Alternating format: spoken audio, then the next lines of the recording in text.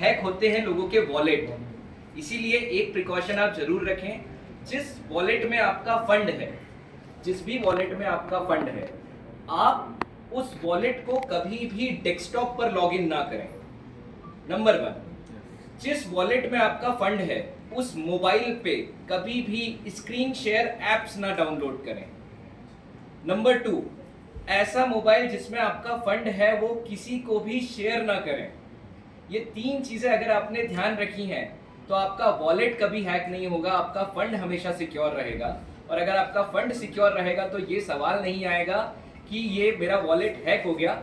और हैकिंग का जो सवाल होता है बार बार कि ये सिक्योरिटी में वल्नरेबिलिटी है, तो सिक्योरिटी में वल्नरेबिलिटी ह्यूमन वल्नरेबिलिटी की वजह से है। दरअसल क्या होता है, हम अपने डेस्कटॉप पर काफ़ी सारी वेबसाइट्स चलाते होते हैं। कई बार ऐसा ऑप्शन आता है कि इस वेबसाइट को चलाने के लिए आपको ये ऐप इंस्टॉल करना पड़ेगा। आप जैसे ही वो ऐप इंस्टॉल करते हैं वो बैकग्राउंड में आपकी प्रोसेसिंग करना शुरू करता है। और मैं आपको बताता हूँ कि इस टाइप की हैकिंग सिर्फ आम यूजर्स के साथ में नहीं होती, इस टाइप की हैकिंग हम डेवलपर्स के साथ में भी होती है। हमें बोला जाता है कि ये कोड आप रन करके देखिए चल रहा है कि नहीं, और जब हम वो कोड रन करके देखते हैं तब तक हमारा वॉलेट हैक हो चुका होता है। तो ये वल्नरेबिलिटी को सॉल्व करने का सिर्फ और सिर्फ एक ही तरीका है, हमारे पास जो भी वॉलेट है जिसमें हम लोग फंड्स रखते हैं उस वॉलेट को ऐसी किसी भी जगह पे ना रखें जहां पर आप और दूसरी चीजें एक्सेस कर रहे हैं। फॉर एग्जांपल डेस्कटॉप से सबसे ज्यादा बचें, उस वॉलेट को डेस्कटॉप पे ना लेके जाएं। मोबाइल पे लेके जा रहे हैं, स्क्रीन शेयर एप्लीकेशंस ना इंस्टॉल करें, कोई भी ऐसे सॉफ्टवेयर ना इंस्टॉल करें जो आपको फिशिंग लगते हैं। ये कुछ आप सावधानियां अगर रखेंगे तो आपका वॉलेट हमेशा सिक्योर रहेगा।